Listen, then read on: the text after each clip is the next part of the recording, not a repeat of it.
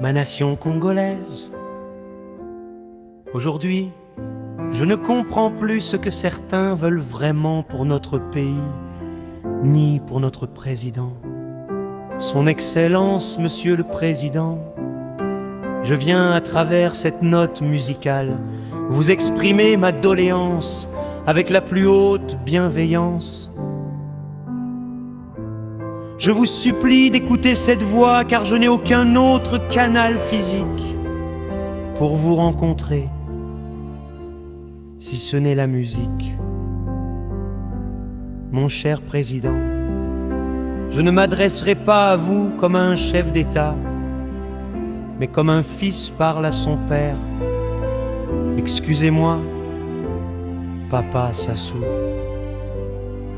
S'il existe des Congolais qui ne vous aiment pas, sachez que nous faisons partie de ceux qui vous aiment réellement, et aucun fils ne peut accepter que la valeur de son père soit salie, surtout lorsque ce n'est pas par ses propres erreurs. Alors, Papa, je viens au nom de ceux qui vous aiment encore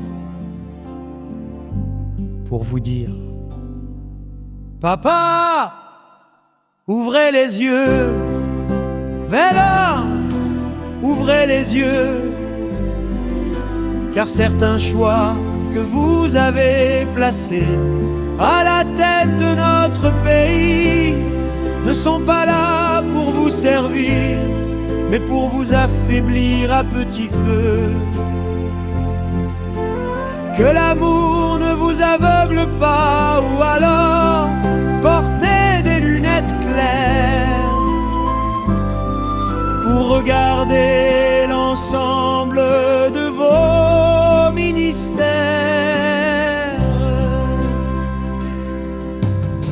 Papa, appliquez la rigueur, comme vous l'avez fait récemment pour l'affaire des bébés noirs.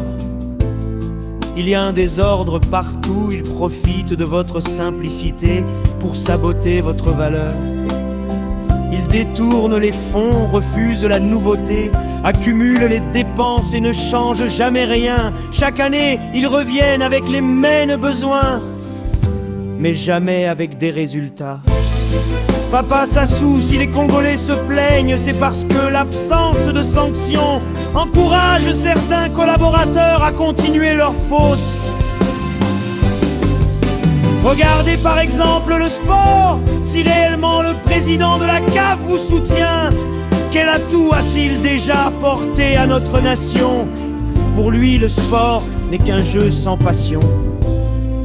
Mais sait-il combien de générations